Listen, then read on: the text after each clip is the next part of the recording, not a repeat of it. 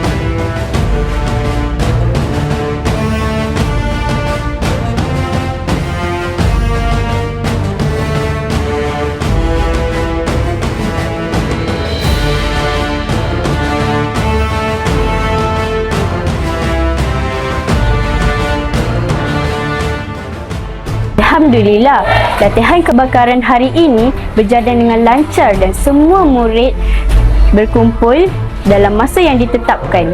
Sekian laporan saya pada hari ini.